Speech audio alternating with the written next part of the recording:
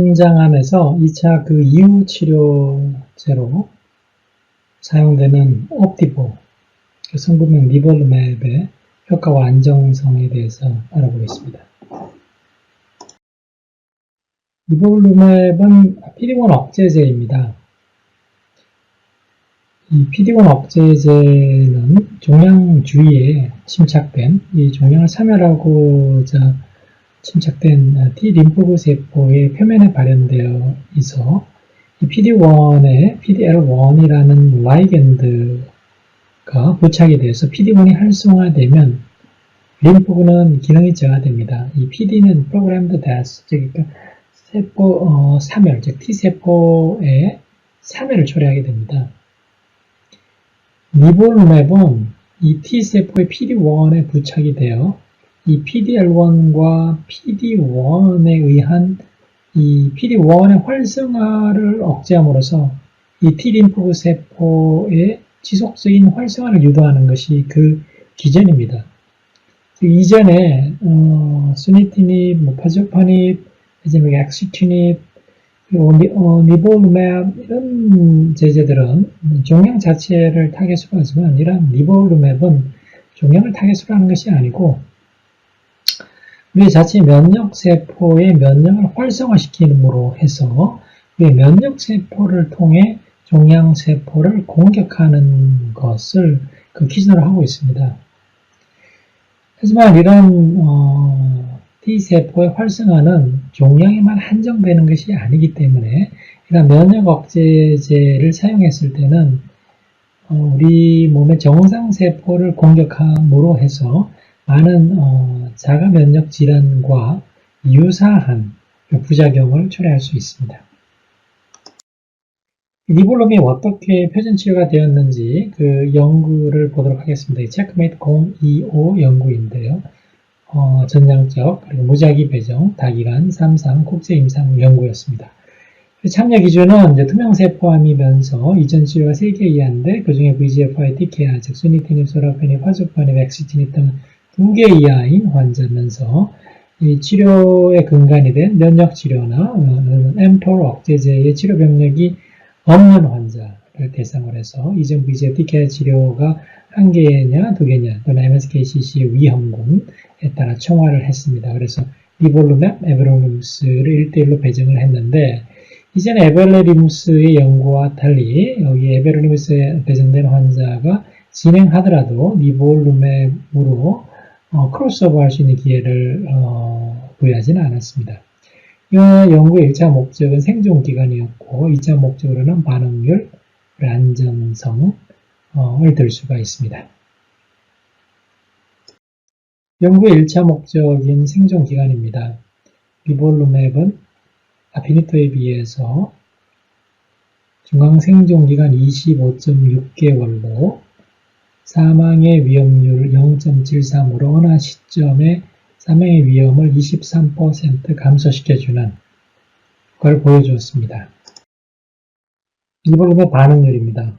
에베로리무스 5%에 비해서 니볼루맵은 25%의 반응률. 그래서 통계적으로 유의한, 임상적으로 유의한 반응률을, 높은 반응률을 보여주었습니다. 하지만 초기 반응이 진행 환자 35%, 그리고 평가 곤란한 환자 6%, 평가 곤란한 환자의 상당수는 임상적인 진행이죠. 그래서 현재 약 41%는 반응을 보이지 않고 바로 진행하는 것을 알 수가 있습니다. 일단 반응이 왔을 때 반응의 지속 기간의 중간값은 12개월로 알려져 있습니다. 반응률이 25%에 불과한다. 이 말은 반응하지 않는 환자가 75%라는 것이고, 그래서 반 이상의 환자가 반응하지 않는다는 것이고, 그러므로 중간값, 즉 50%의 환자의 중간값의 무진행 생존기간은 아피니토의 차이가 없습니다. 그래서 4.4개월, 4.6개월이고요. 일단 PD-L1의 발현에 따른 생존기간을 보면 PD-L1의 높은 환자 1% 기준으로 했습니다. 높은 환자가 24%였는데 전체 환자의 이 환자의 중앙 생존값은 21.8개월이고 PDL1이 낮은 환자의 중앙 생존값은 27.4개월로 PDL1이 확실히 나쁜 예후인지를 알 수 있습니다. 에베르리무스로 치료받은 환자에서는 PDL1에 높게 발현된 18.8개월, PDL1이 낮은 환자가 21.2개월로 이 PDL1의 발현에 상관없이 니볼루맵, 옵티볼 치료받은 환자의 생존 기간이 유의하게 높은 걸 알 수가 있습니다. 그래서 다른 폐암이나 다른 종양과 달리 신장암의 경우는 PDL1이 검사를 하지 않습니다. 그래서 PDL1에 상관없이 치료 효과가 있기 때문이죠. 니볼루맵의 안전성에 대해서 알아보겠습니다. 가장 흔한 부작용은 피곤감입니다. 피곤감 33%에서 관찰이 되고, 하지만 아주 심한 피곤감을 느끼는 환자는 2%에 불과합니다. 그 외에 우리가 볼 수 있는 소양증이고요. 그리고 피부 발진입니다. 하지만 이러한 피부 발진이나 소양증은 우리 아피니토의 흔한 발진 부작용 25%, 20%, 여기서는 20%로 보고되었죠. 20%보다는 낮습니다. 그리고 아피니토의 심각한, 임상적으로 심각한 부작용인 비감염성 폐렴 15%, 그 심한 폐렴이 약 3% 정도 있는데, 여기에 비해서 이 니볼루맵도 면역으로 인한 폐렴이 Immune Related Adverse Event로 폐렴이 약 4%에서 생기고 그중 1%에서는 심각한 폐렴이 발생할 수가 있습니다. 그 외 아피니토의 부작용들, 그래서 기침, 빈혈, 미각 이상, 고혈당, 구내염, 고지혈증, 비출혈 이런 것들은 아주 그 소수의 환자한테서 발생하는 걸 볼 수 있습니다. 그래서 아피니토에 비해서 일반적인 부작용은 확실히 적습니다. 하지만 니볼루맵은 항상 면역 관련 부작용이 생길 수 있다는 것을 명심하셔야 되고, 일부에서는 아주 치명적이 될 수도 있습니다. 니볼루맵은 미국에서는 2015년 벌써 4년 전에 허가를 받았고요. 국내는 여러 사유로 2017년 8월 29일에 허가를 받을 수 있었습니다. 거의 한 1년 한 9개월 이상 지연이 되었죠. 지금 급여 국내 허가를 받은 지 2년이 다가오는 이 시점에도 급여는 아직 미정입니다. 회사와 약가 협상이 제대로 결론에 도달하지 못한 것으로 알려져 있습니다. 그러면 급여가 되지 않는데 우리가 누구에게 우선적으로 사용해 볼까? 하위 분석을 통해서 우리가 한번 추천해 볼 수 있겠습니다. 그래서 이게 생존 기간 아피니토에 비해서 생존에 이득을 누가 더 많이 받느냐. 그래서 이게 아래쪽에 보면 니볼루맵 옵티버가 더 좋다. 이 왼쪽으로 치우쳐질수록 옵티버가 더 좋은 거예요. 이 왼쪽으로 치우쳐져 있는 환자에서 특히 옵티버를 사용하는 게 좋지 않겠느냐. 보면 MSKCC 프로스터디 스코어, 그래서 활동량이 좋지 않고 빈혈이 있고 고칼슘혈증이 있는, 그런데 하나 이상 있는 인터미디에이트 그룹에서는 0.76, 근데 푸어리스크 그룹에서는 0.47의 위험도를 보여줬죠. 그래서 이러한 그 환자의 상태가 좋지 않은, 예후가 좋지 않는 군에서 더욱 니볼루맵을 사용하는 것이 좋지 않겠느냐.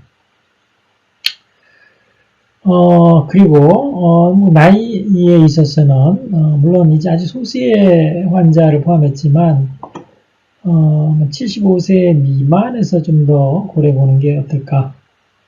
하지만 제가 치료하는 환자의 상당수도 75세가 넘었지만 니볼루맵이 좋은 반응을 보이는 환자들이 있습니다.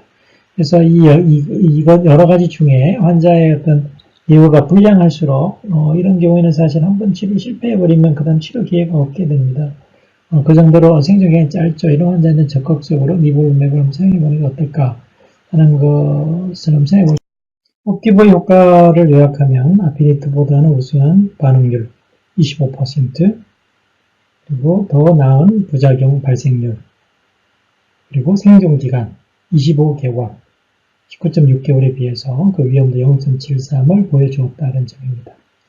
이런 부작용의 빈도는 적지만 항상 이러한 면역 항암제는 면역 관련 부작용이 생길 수 있고 어디에 간염, 장염, 폐렴 그 일부는 생명을 위태롭게 할 수도 있어서 이런 치료할 때는 특히나 퀄리티 케어가 모든 항암제가 마찬가지지만 특히나 이런 면역 항암제인 경우는 퀄리티 케어가 가능한 의료진에 의한 치료를 권고합니다.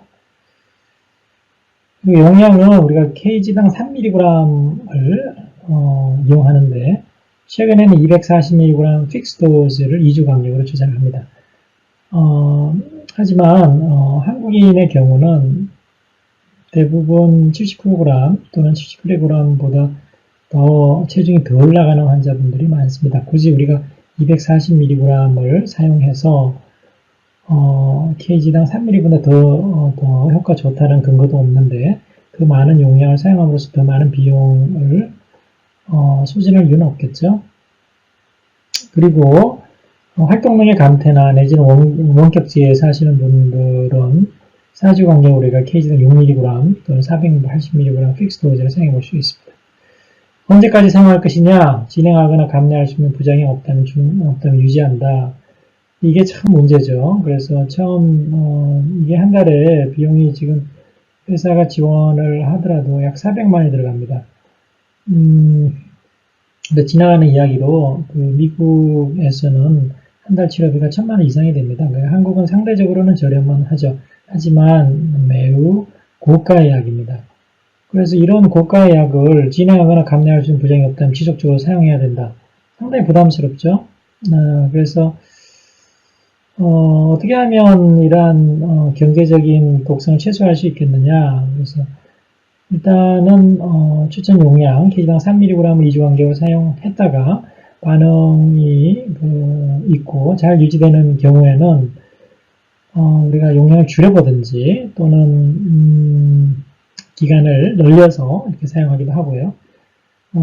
또 여유가 좀 많이 힘든 경우에는 제가 사실은 이제 과연 3mg의 kg당 3mg이 최선이냐 라는 데 대한 연구는 부족합니다. 그래서 우리가 1mg, 일부에서는 0.5mg 이런 용량을 사용해서 치료의 반응을 한번 유도해 볼 수도 있겠죠. 여러 주치의생님들과 한번 상의해 볼 수 있는 내용이라고 생각합니다. 그래서 오늘 제가 옵티보에 대해서 감사합니다. 그래서 옵티보 처방을 받고 또는 옵티보에 대한 상담을 받고 치료를 결정을 하는데 도움이 되기를 바랍니다. 신장암뿐만 아니라 제가 전문으로 하고 있는 생식세포암이나 전립선암, 그리고 여러 상피세포암, 그리고 부신에 생기는 피질암이나 부신에 메둘라에 생기는 피오코모사이토마에 대한 어떠한 병기의 어떠한 질문이더라도 해주시면 저희가 적답은 할 수는 없지만 제가 답을 하도록 노력하고 있습니다. 감사합니다.